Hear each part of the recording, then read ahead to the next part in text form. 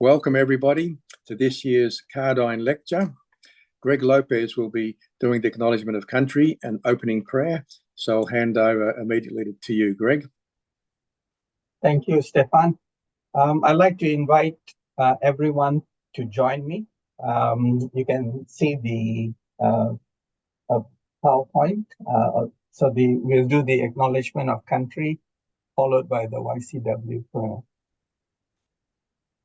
We acknowledge the traditional custodians of the land on which we are hosting this webinar from Perth. The ACI is based in Perth. The Wajik people of the Noongar Nation, we pay our respects to their elders, past, present, and emerging. We also extend this respect to all Aboriginal and Torres Strait Islander peoples across Australia, from where our participants are joining. We recognize their continuing connection to land, waters, and culture, and we celebrate their rich contributions to our community. The YCW prayer. Lord Jesus, I thank you for this day. I offer you all my work, my hopes and struggles, my joys and sorrows. Help me and all my fellow workers to think like you, to work with you, to live in you. Help me to love you with all my heart and serve you with all my strength. May your kingdom come in all our places of work, study, and leisure, and in all our homes. Give me the courage to challenge what is wrong and keep me faithful to the ideals of the young Christian workers. May those who have suffered for what is right and all who have died share the happiness of your kingdom forever. Mary, Queen of Apostles, pray for us. Saint Teresa of Lisieux, pray for us. Saint Joseph, the worker, pray for us. Amen. Over to you, Steph. Thanks very much, Greg. Today it's my pleasure and privilege to introduce our presenter for this year's Cardijn Lecture 2024, the first in our series, occurring the day after Cardijn's birth anniversary, which is the 13th of November. And our presenter this year is Dr. Patricia Jones from the UK, from England. Patricia is the daughter from a Joseph's family. Sorry, excuse me. Both of her parents were involved in the Young Christian Workers or the Young Christian Students in the UK, as was Pat herself. Most recently, she's been heavily involved as the lead author of a landmark report on the abuse crisis in the UK, entitled The Cross of the Moment. But before that, she was a researcher at the University of Durham and has a whole lifetime of experience working in the church for different agencies, particularly in the field of the lay apostolate. She attended the 1987 Synod on the Laity as a lay auditor and was also a member or a consultant for the Pontifical Council for the Laity during that period. Since then, she's worked for various church agencies, including CAFOD, the UK equivalent of Caritas Australia, and has been involved in many different aspects of Catholic adult education or Christian adult education.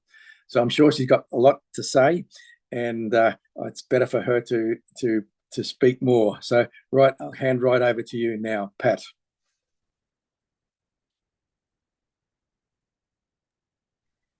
Thank you, Stefan. It's a great pleasure to be here, and I greet you all in Australia. It's always a pleasure to hear the accents and realise the diversity of a group like this. I'm going to share screen.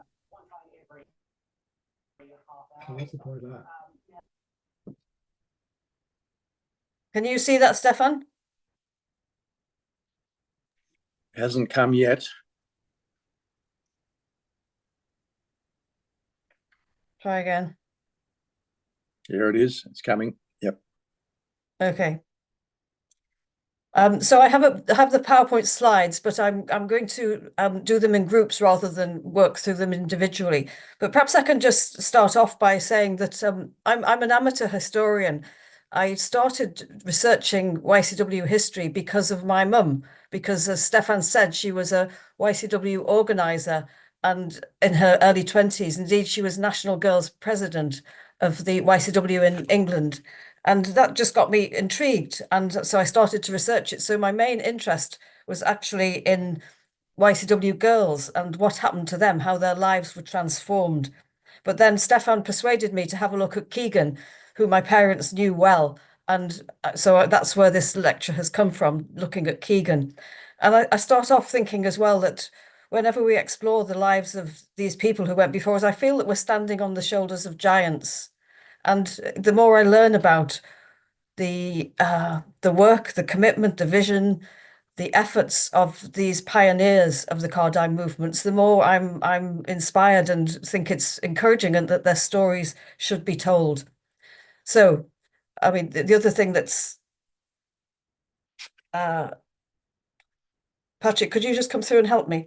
The other thing that's interesting for me is that has the presentation moved on, Stefan? Not yet. I've still got the opening slide. Okay. I don't know why it hasn't moved on.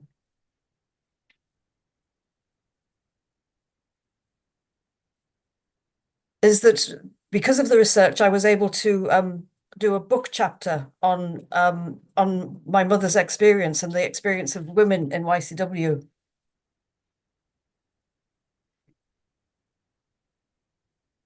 Sorry, I'm just trying to get my slides working.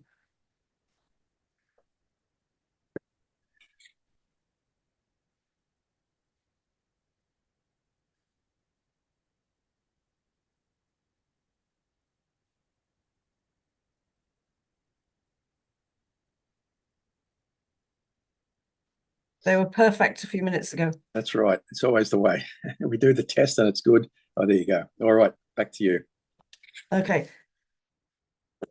And I'm very pleased that this book, which is being published in the new year on lay Catholic societies in 20th century Britain, has a chapter on YCW women in the 1950s to 70s, and that the picture on the cover is some YCW girls.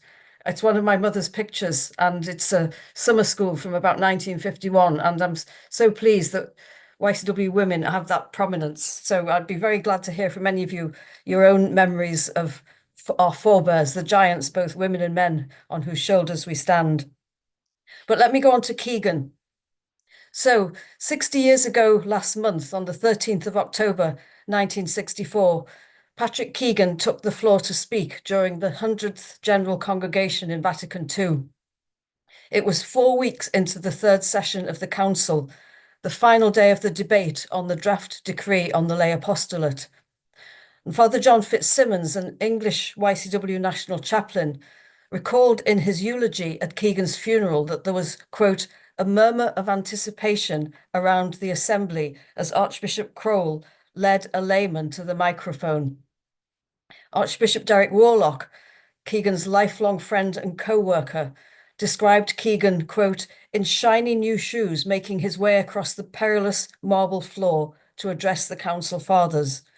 He greeted them in Latin before reverting to English. Yves Congar, in his council diaries, just mentions the speech and says, comments, applause. Keegan himself recalled that afterwards he wanted to get outside and have a cigarette. And I look at this image of the council and think it was no small thing for a lad who left school at 14 to find himself speaking in St. Peter's. 20 years later, Warlock said, it was an overwhelming moment for me. And it was historic. The first layperson to speak at a modern council of the church during an ordinary debate, summoned as one of Christ's faithful, not as an expert. It was a long way from the beginning of the council when the preparatory commission working on the lay apostolate had met without any lay people present. And his intervention signifies the way in which the council discovered itself in events and practices as well as texts. There's the lay people where they sat in St. Peter's, the group of auditors. Keegan, then aged 48, was one of the auditors appointed at the beginning of the third session in September 1964. An earlier group of 13 men had been appointed before session 2, Now 17 women and 13 more men were added. Pope Paul had looked to the international Catholic organisations for suitable candidates, Australian Rosemary Goldie recalled, although appointments were in the curial habit, which still persists, ad personam, in person, rather than representative. But Keegan was an obvious choice, a founder of the English YCW in 1937, later International Secretary in 1947. Secretary, of course, meant leader. Keegan explained years later that the sovereignty of the national movements was very important, and the international structures were to serve YCW's growth, not to impose models on them. An interesting little side note here. John Fitzsimmons comments in his biography of Keegan that Cardijn chose an English leader to balance the post-war tensions between French and Belgian movements. And Keegan himself said, "I put my oar in from time to time when I realized that what I realized was that these two were going to fight and I needed to get in the middle." He left YCW leadership in 1957 and in 1960 became president of the World Movement of Christian Workers, a role he held until 1966. He was also a member of the Permanent Committee of Copecial, the body set up after the 1951 World Congress of the Lay Apostolate, which he'd taken part in, the first of those congresses, and he was later vice chair of the organising board for the Third World Congress in 1967. He was also later an auditor at two of the early meetings of the Synod of Bishops in 1971 and 74, and a member of the Pontifical Council of the Laity. So as Stefan indicated, he just got an amazing experience. Even in 1964, he was very experienced. After some two decades spent building up the YCW in different countries, he went to Asia, to America, to Africa, to the South Pacific. He'd experienced the world church and met many of its bishops. He met frequently with successive popes. Warlock recalled another occasion when Keegan was meeting John the 23rd and had to physically help him onto his throne, a sign of his familiarity and confidence, and probably a breach of curial protocol. I've never seen anyone get near the throne or the dais on which the Pope sits. The Laity Council records that it was the group of auditors themselves who elected Keegan to speak on their behalf and agreed his text. Warlock had a different memory of working on his text with him the night before. Both may have been true. Warlock was an experienced drafter of council texts, and he could always improve any text. And he always made sure he was elected as the relator or group secretary so that he could control the narrative. Giving the floor to Keegan was significant in another way. Although he held international leadership roles in Cardijn movements, his worker identity and the concerns of working life remained paramount in his life. He grew up in a Benedictine parish in Hindley in Catholic Lancashire, in the north of England. He left school at 14 and worked in a textile mill. Drawn into YCW by its first national chaplain from nearby Wigan, Father Jerry Rimmer, he was an activist, or as the first National Committee meeting notes say, a militant from then on. Already a YCW full-time organiser aged 22, he was called up in 1941 and spent wartime years in the RAF in Aden. But even before he was demobbed, he dedicated his life to the movement, including a commitment not to marry. He was, for a significant decade or two, Cardijn's opposite number. He said in an interview, we were the inner team. We formed a little trio, himself, Cardijn, and Marguerite Fieves, who was also described by John Fitzsimmons as one of the great architects of the International. They were like a little model of the church, a committed woman, a committed man, and the priest that they worked with. Cardijn was the originator of the vision and its sustaining narrative and energy, but the movements would not have grown without the counterpart vision, skills, and balance provided by Keegan especially, but also many others whose stories still need to be told. So he brought both worker authenticity and deep knowledge and experience of the lay apostolate. Let me show you a few slides. So this is the first minutes of the first National Committee that happened in Wigan on Sunday the 30th of January 1938. And every member must recite the Young Christian Workers' Prayer before going to work, pay a subscription, take the paper, and so on. And down the bottom, we have this paragraph: every militant must, besides, attend the meeting, undertake work, sell the paper, bring recruits continually to the movement, and learn the spirit of it. And it's just such a beautifully simple summary of a very simple method. And then you have also one of the wartime inquiries on youth and the war. I put that there because of the address, 143 Liverpool Road, Great Crosby. That was my school address, and I didn't find this out until I researched Keegan, that the wartime YCW headquarters were in the school that I attended.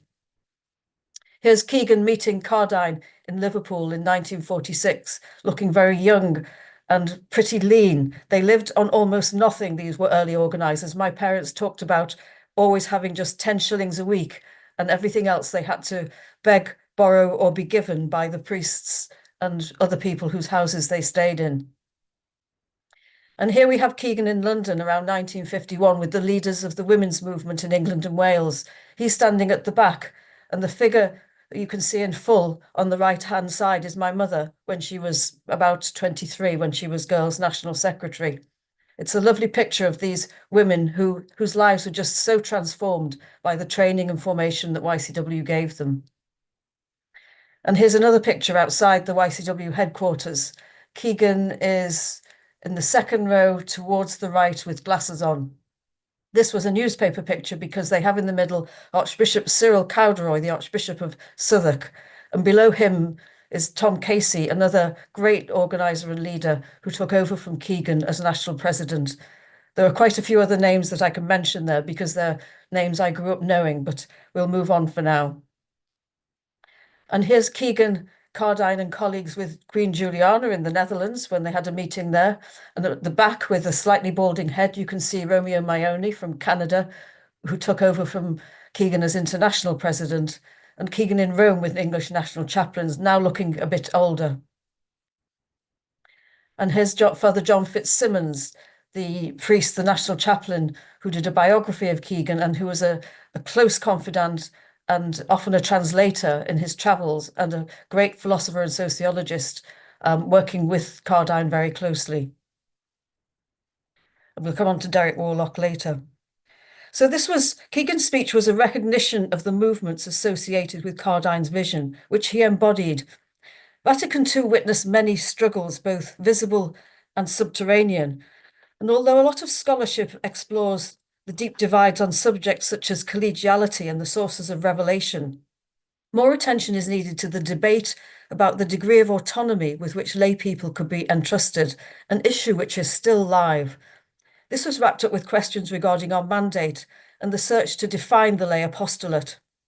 In an essay he wrote some 20 years later, Warlock, who was the Archbishop of Liverpool and often involved in worker movements, as you can see in this picture from his early days in Liverpool, walking with a protest march about redundancies.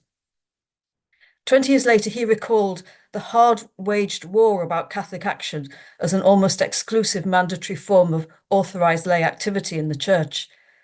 Keegan represented the specialised lay apostolate with its strong sense of the proper autonomy of lay movements, and what we would now call a prophetic theopolitical vision of how to transform the world by working as leaven from within, rather than through the visible Catholic battalions and defensive campaigns more typical of generic Catholic action movements. This vision, of course, would later become integral to Gaudium et Spes, the Council's document on the Church in the contemporary world. So Keegan had authority derived from his YCW experience and his collaboration with Cardijn. He also knew how the council worked. He'd taken part in commission meetings and reviewed draft texts.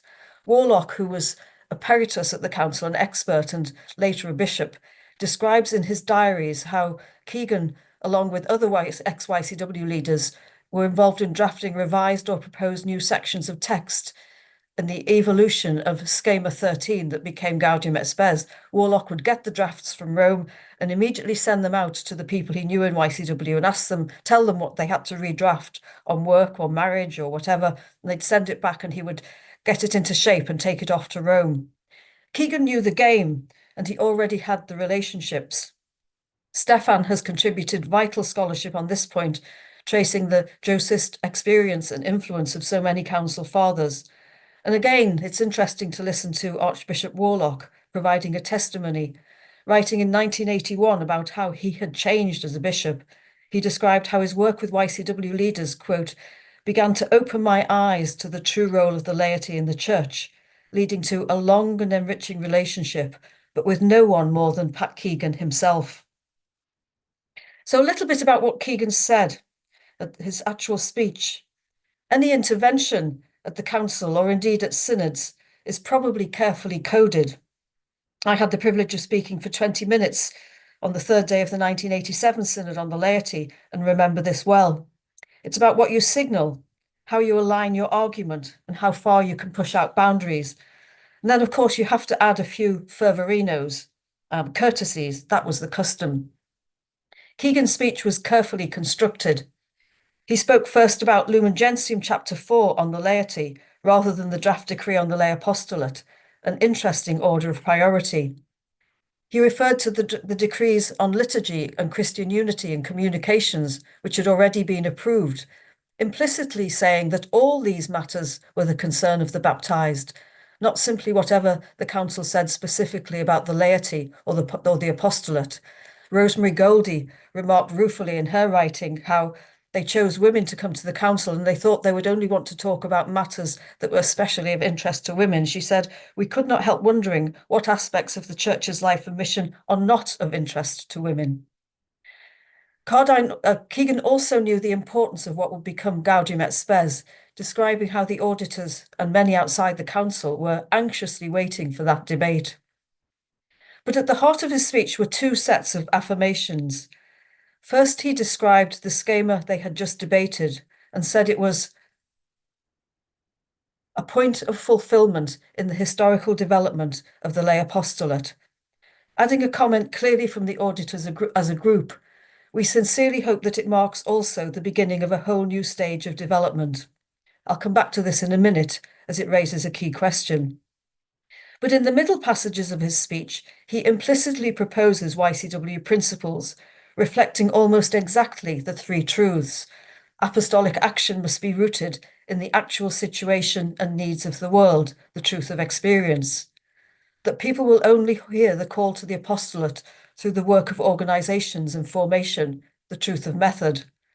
And rather indirectly, the truth of faith when he spoke about the necessity of priests who bring the sacraments and the gospel and provide, quote, guidance in our endeavour to respond to these needs.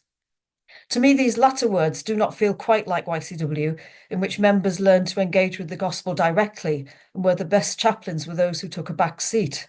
Cardijn used to say the priest in the apostolate is all and nothing. But perhaps this section bowed to the lines of anxiety Keegan knew was circulating among the bishops about the autonomy of lay movements. The theme of the necessity of priests seems a bit overplayed today when we know that chaplains can be lay people and religious as well as priests. But he did counterbalance this with an affirmation of dialogue, referencing Pope Paul's powerful encyclical Ecclesiam Suam, which had just been published. So now I move on to think 60 years on, what was lost and what was gained. The three truths and the methods in which they are embedded are, of course, the essence of Cardijn's vision and the energizing dynamic of so many movements before and since. And the dialectic feels as relevant and necessary now as in those mid-century decades. But there are puzzles. It's rare now to hear the concept of the lay apostolate discussed or promoted. And it seems to me that all my life, apostolic energy has been drawn primarily into parish tasks and ministries rather than social mission, at least in the Catholic Church in England and Wales, which I know best. An active Catholic is seen as someone holding roles in parish life rather than in wider social or political action. There are many contextual and sociological reasons why YCW and related movements declined, in Europe at least, and I can't speak for Australia. And I do rejoice to know that it still flourishes in other regions. But if the Council's teaching on the lay apostolate was a point of fulfillment and the beginning of a whole new stage of development, where did it go? What was the newness? Rosemary Goldie herself comments, we might have expected a great flowering. It didn't happen. Because there were immense gains, as Keegan implies. He knew that Lumen Gentium had reinserted the faithful laity into our full dignity and rights, our full ecclesiality based on baptism. That recognition of baptism as the mandate for relatively autonomous apostolic life was transformative, although we take it for granted now, and most people probably don't even realize it's changed. We do not have to wait for any instruction. We are the experts in our own lives and our diverse fields of mission. I wonder, has this teaching been received? Orsi, the canon lawyer, Ladislaus Orsi, says that teaching is not fulfilled, is not fully present until it's been received and lived in the life of the church. Gaudium et Spes followed, and I would argue that this was the crucial text, even making the decree on the lay apostolate, Apostolicam Actuositatem, somewhat redundant. Gaudium et Spes took seriously the ecclesiological implications of a true understanding of the lay apostolate, although not without some tensions. In a central passage, the Constitution describes the Church as a leaven and sort of soul of human society, diffusing the light of Christ, particularly by healing and ennobling the dignity of the human person, strengthening the fabric of human society, and investing the daily activity of men and women with a deeper sense and significance. It's not hierarchical office holders or the ordained who do this, although their voices also contribute. It's the baptized. And movements such as YCW could rightly claim that the council, in Keegan's words, quote, confirmed all that the YCW stands for.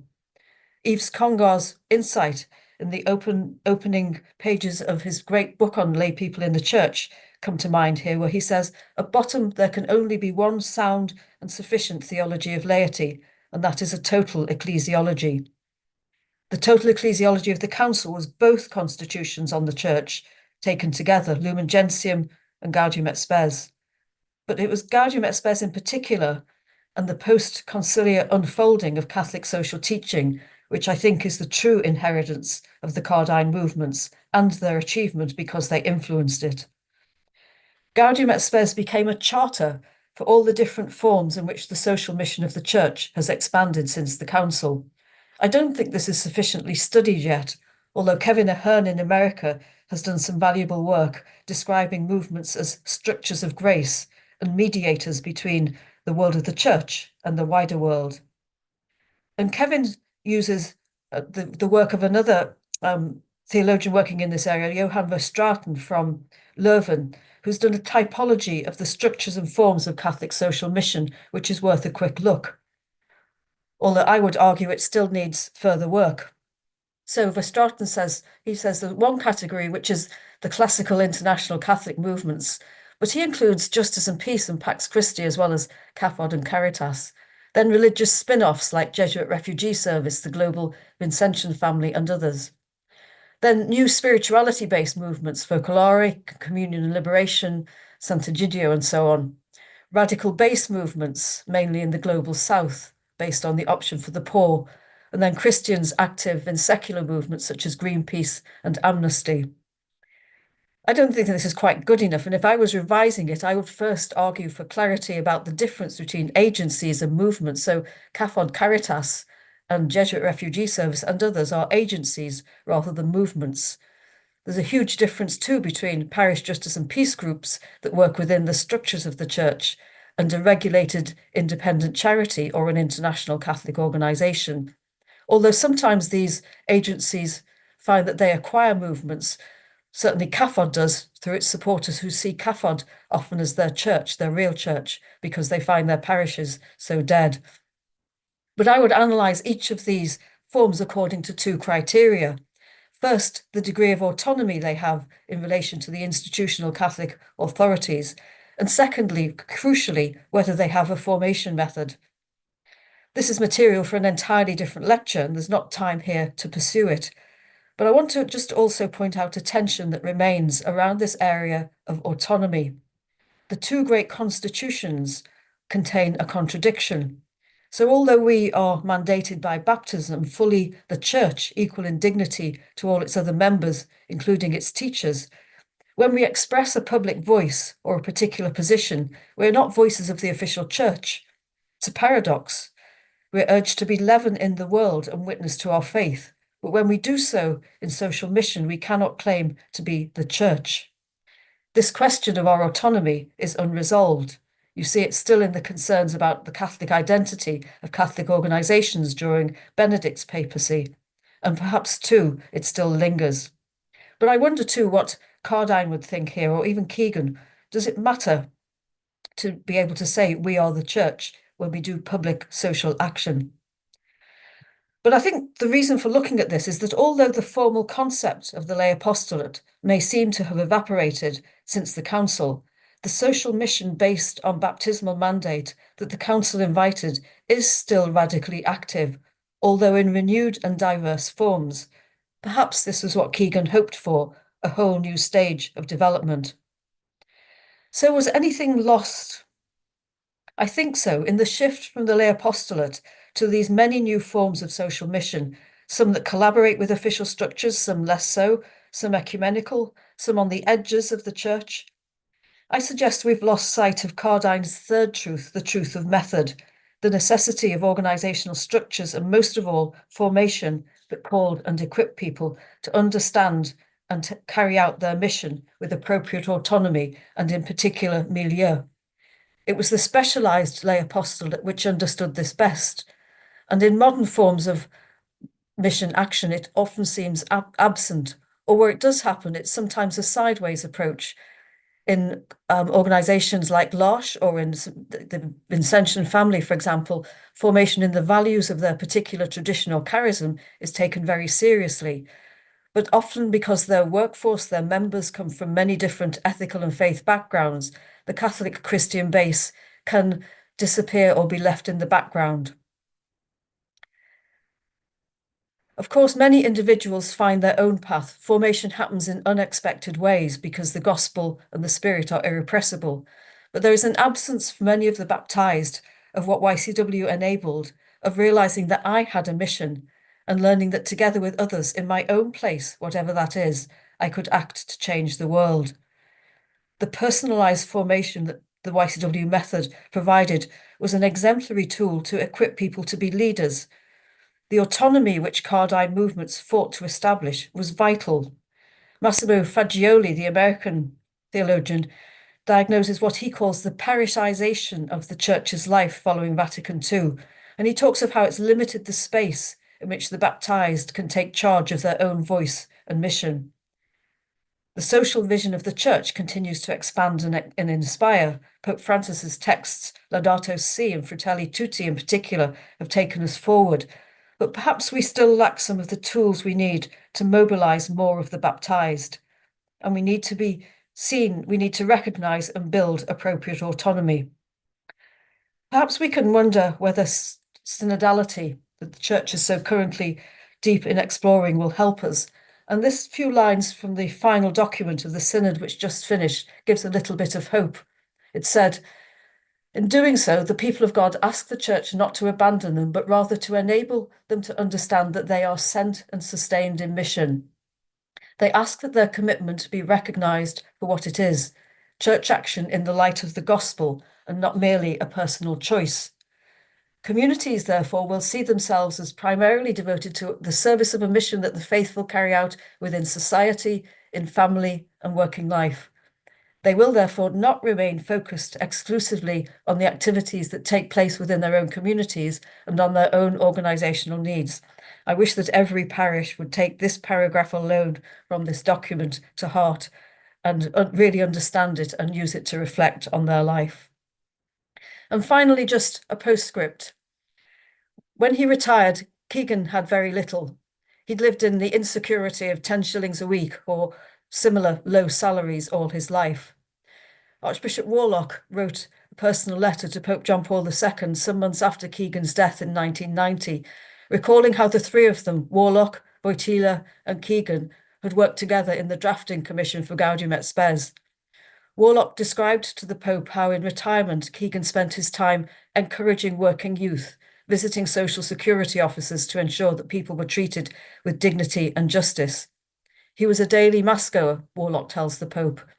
He'd spent a day with Keegan just before his death and reported that, quote, he could not wait to be with our Lord. Warlock continues, I have seen many deaths and never seen such a holy approach to death. At the end, he recognised that his vocation as a worker was in fact the call to holiness. He responded with great generosity. And you can see on the last slide what it said on his funeral book. To all of us who were privileged to be with Pat during the last days of his pilgrimage, he was an inspiration, sharing with us some of his deepest thoughts and yearnings. These were almost exclusively for the welfare of the church, which he served so well, and for which in his last hours he declared his profound love. He died not only peacefully but joyfully, expressing his wonder at how good God had been to him. We stand on the shoulders of this giant. Thank you.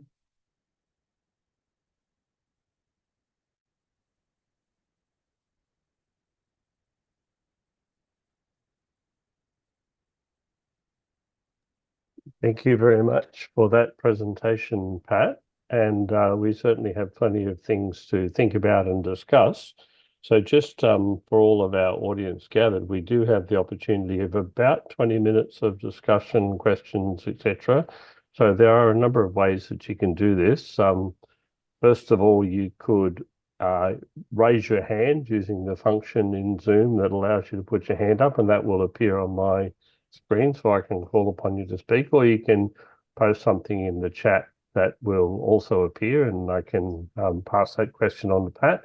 And likewise, if you can't be heard in any other way, if you just yell out, we might be able to find you along the way with the crowd that's here. So let's open things for discussion. I'm just going to have a quick look in the chat to see if there's any questions that have already arisen.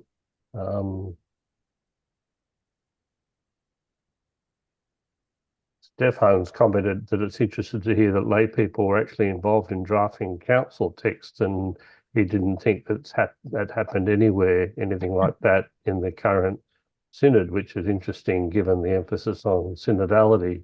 Pat, I don't know if you'd like to make any comment on that. Well, yeah, I mean, first of all, it's tricky. We don't know the inside story of the synod until it starts to come out afterwards when the people who are there talk about it. I mean, I think that Stefan's own research is crucial here because I think we send people to a synod.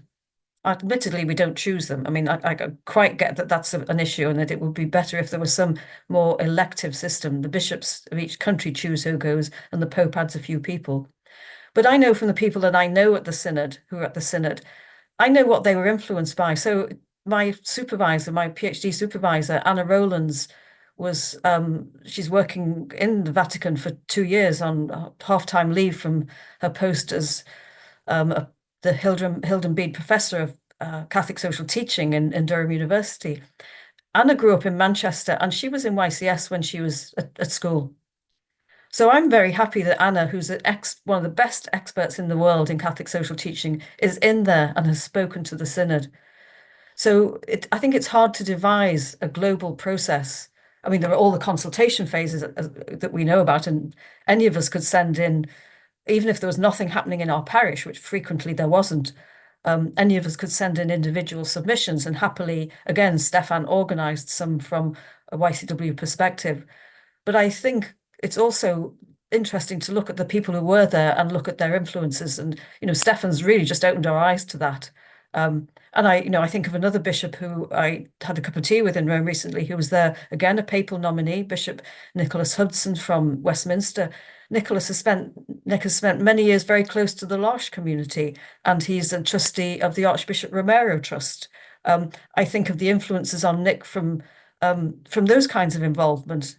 And I'm reassured that I think that what people take into the synod, you can only have a certain number of people at the synod, and they take in the voices and influence of those who have really made a mark on them. And there is still evidence that the kind of concerns that the people on this Zoom would probably want to see represented, there is some of it there, not enough, though I'd like there to be more, but it's not absent.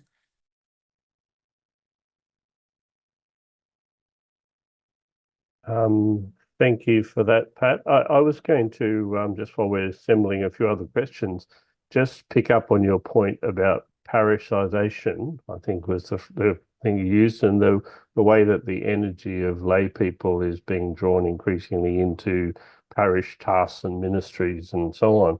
And the relationship of that phenomenon to the idea of autonomy and how nervous our church leaders are about lay people acting outside of those, what you might call controllable spheres of church life. So perhaps you'd like to comment on that.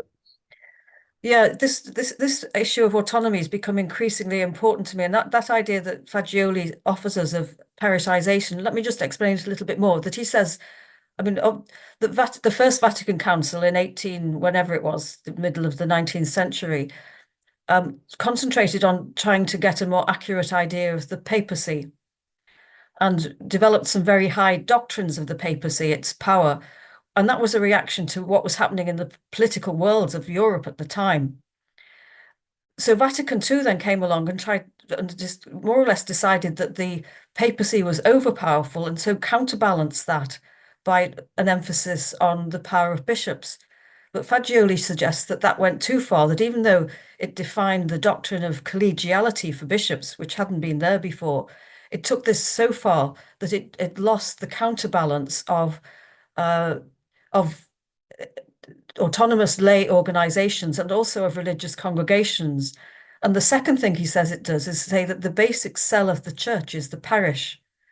And yet, in most of our experience, I think we acknowledge that movements, communities, other forms of apostolic gathering in which people belong and find their mission and act it out are also basic cells of the church. But that emphasis going so far towards the parish drew apostolic action into the kind of supervision or oversight of the hierarchical structures. And I don't think that this has done any good to the clergy and bishops either, because it places them in this impossible position of sort of being in charge of everything. And I think that's been a huge contributory factor to a kind of culture of deference, which still is still problematic.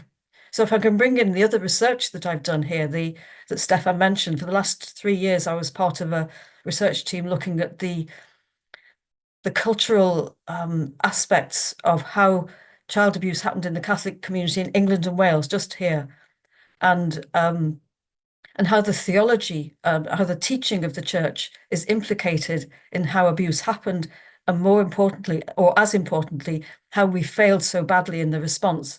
And I know these are huge issues also in Australia, because in other networks, I talk to colleagues in Australia about it. And one of the biggest issues that came out for us in our research, which was qualitative, so we listened to survivors, bishops, priests, lay people in affected parishes, family members of survivors, safeguarding staff, and so on, is the culture of clericalism, which is not just about priests assuming that they're superior.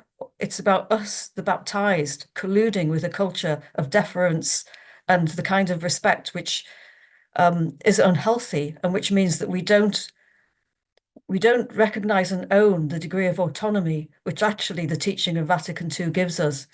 And so we have so often have cultures of asking for permission, of thinking that we can't do anything without getting approval, of thinking that we don't have to take initiatives.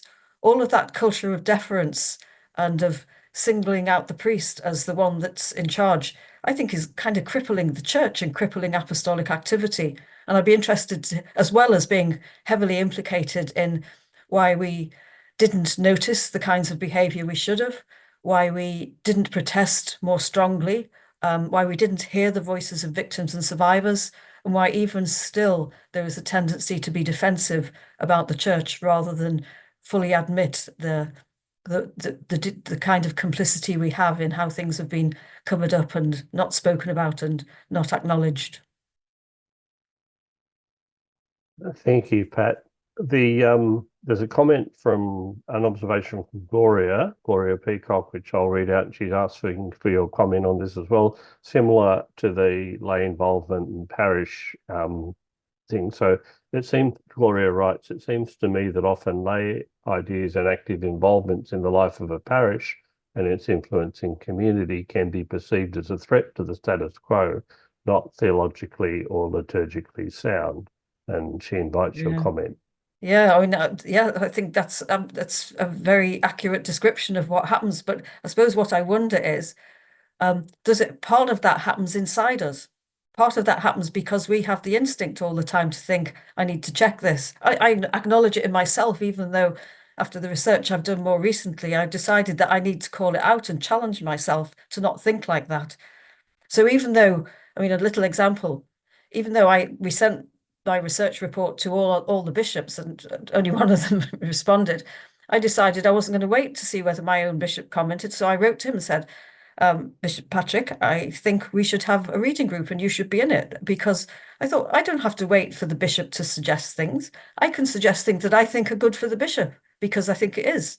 And I just think we often have spent a lot of our lives in those kind of habits. And I just wonder whether any of you find that in yourself, that we don't do that. I'm going to break the silence. I'm going to take the initiative. I'm going to say, okay, courtesy, tell the priest, but I'm not asking, I'm telling, I'm going to do this.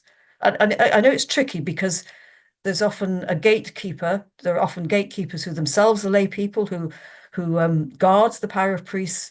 But I think this is the stuff we have to change if we really want to unlock the wider potential of lay people, of the baptized, feeling that we have that scope, that mandate, and are called to take that leadership role. But what do other people think? Yes, please, if others want. Gloria's added something else which I'd like to just share as well, while we're in, and she's used capital letters in her text, so she's obviously very serious about it. She's talking about the crippling deference that you were referring to, and she said, but it is to do with control. So, would you comment further? Yeah, well, it is control, but it's but I think control is quite a lot of it is in our minds and attitudes and culture. Because, canon law is pretty clear on our rights and responsibilities. We have the right to express our opinions. We have the right to try and ask for what we think is needed. We have the right to propose things. And yet most of the baptized don't think of it in those terms. They accept a passivity that is not the vision of the council, and then or get particularly concerned about the politics of a parish. So just a couple of weeks ago, I did a study day in Liverpool and they asked me to talk about Vatican II, and I spent about half the time talking about Keegan and YCW and Cardijn.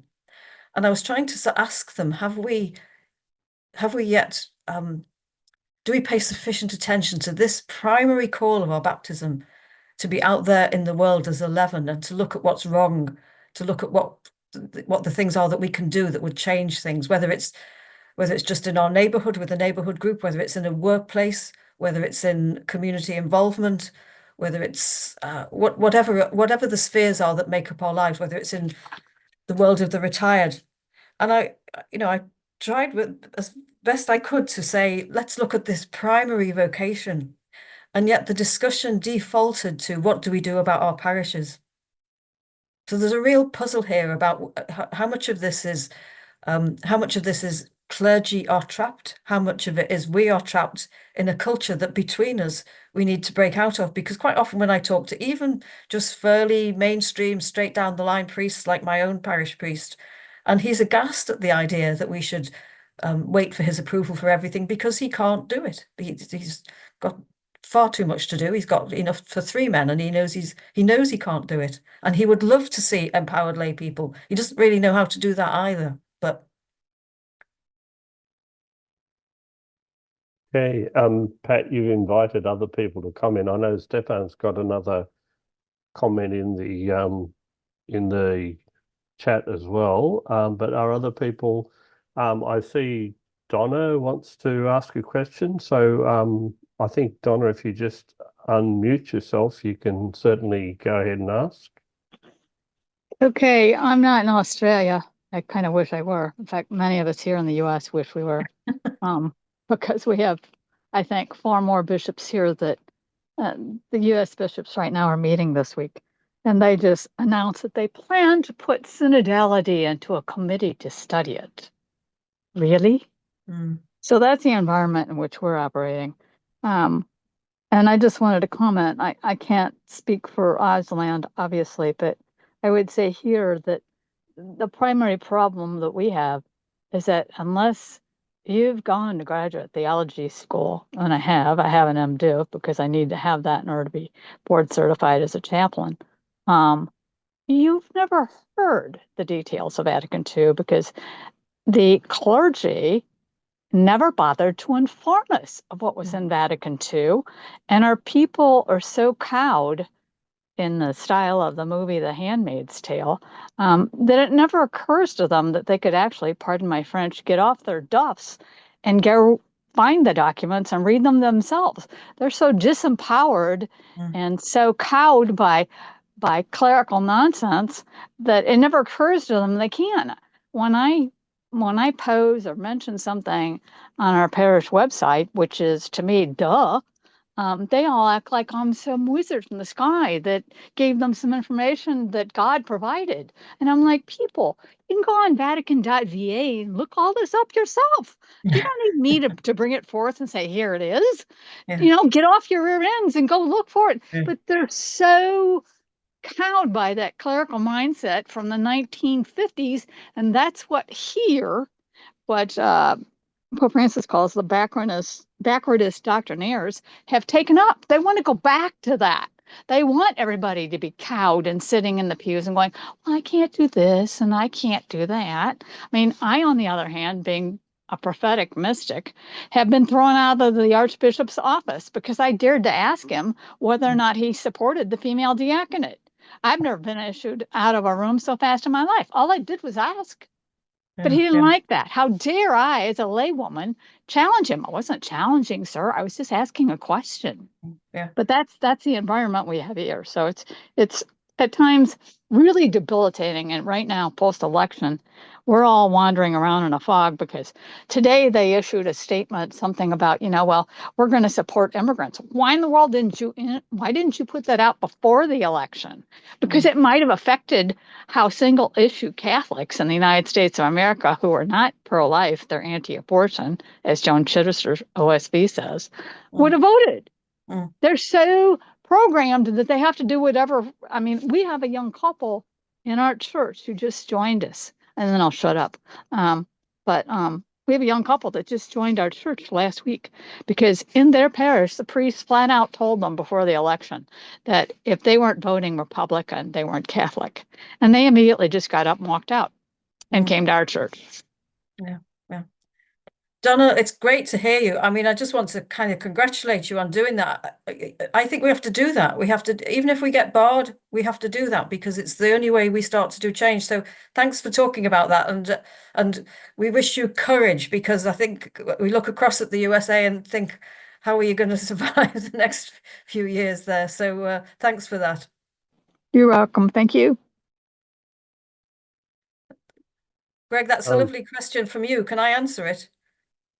Yeah, I was going to say let's do Greg's question, and also Gemma's made a question about the difficulty of speaking out. So maybe do Greg's, and then we'll pick up Gemma's question. Okay. So Greg asks, he says, do you think YCW created Pat, or was Pat an exceptional individual, a product of a particular generation? And I guess a lot of you on this call could answer this question. So do other people join in?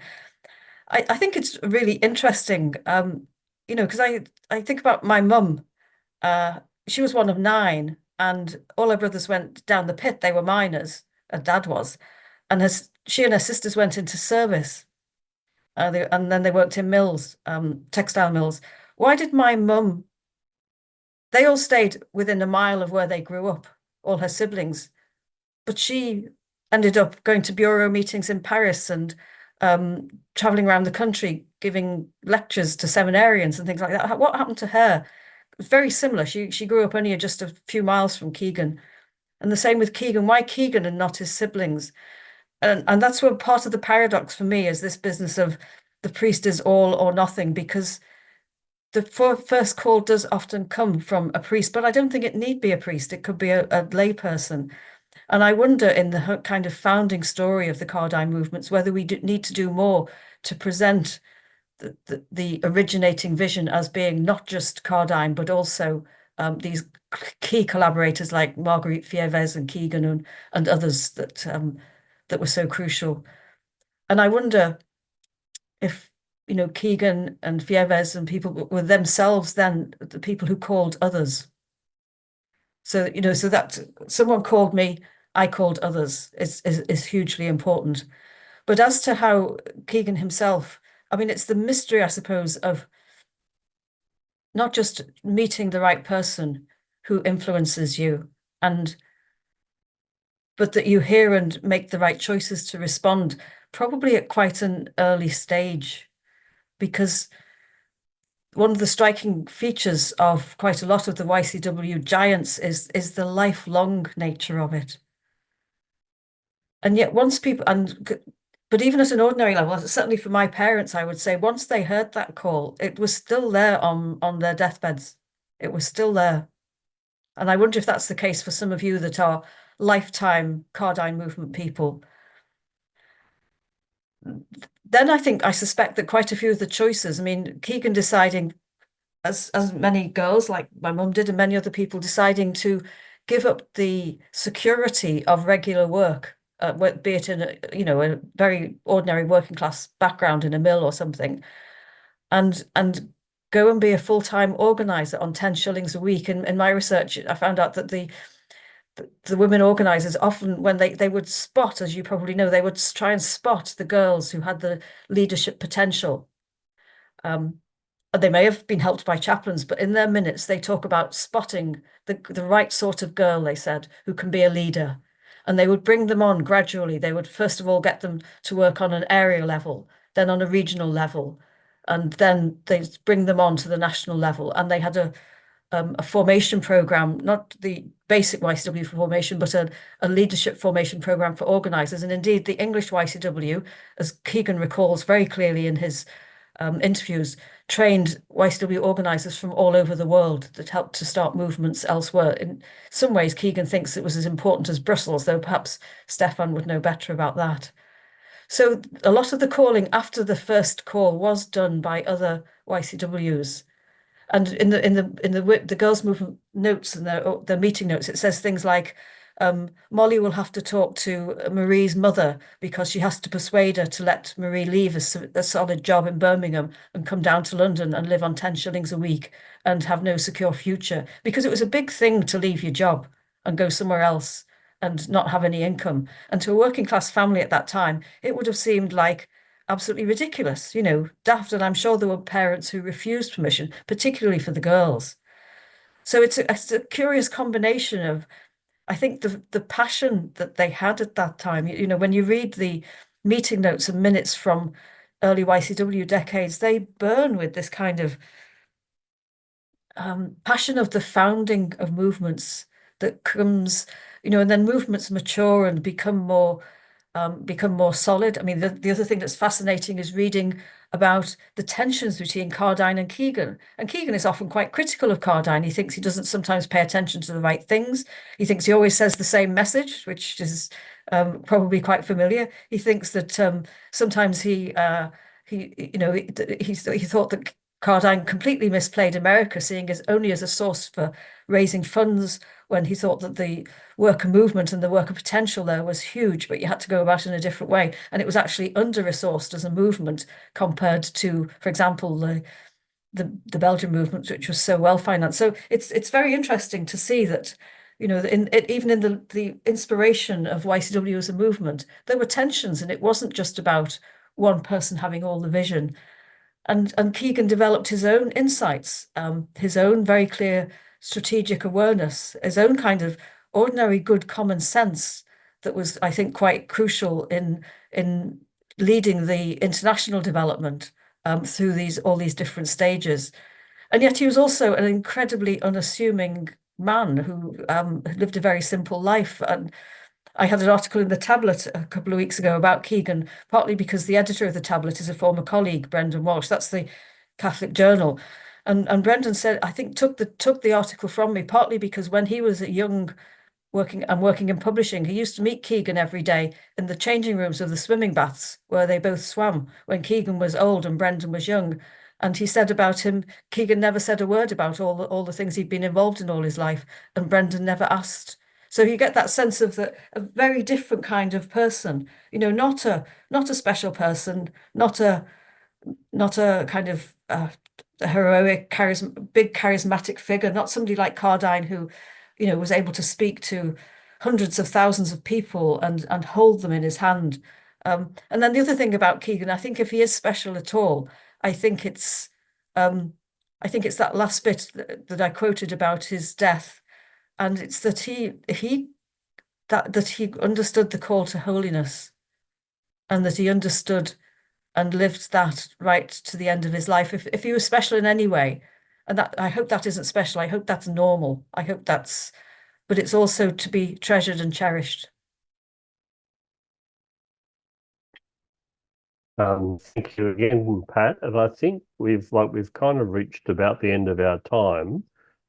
Gemma had another message about some of the challenges of speaking out and saying what's on your mind, and especially if you work for Catholic institutions like in education and so on. And Gemma's referring to Western Australia, and I can assure you it's very similar on the eastern states.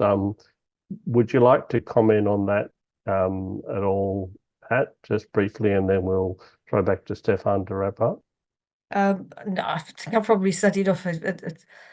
It's unless anybody, I mean, I just wonder if anybody else has anything. Does anybody else remember Keegan, or does anything else resonate? I'd be interested to hear. Well, if anything does occur, you can email either me or Stefan afterwards, and we'll be very glad to hear any further recollections or any reflections afterwards. Thank you, and I'll throw back to Stefan now, and he can formally say thank you and wrap up the evening. Yes, thanks for that. Patricia, look, that was just fantastic.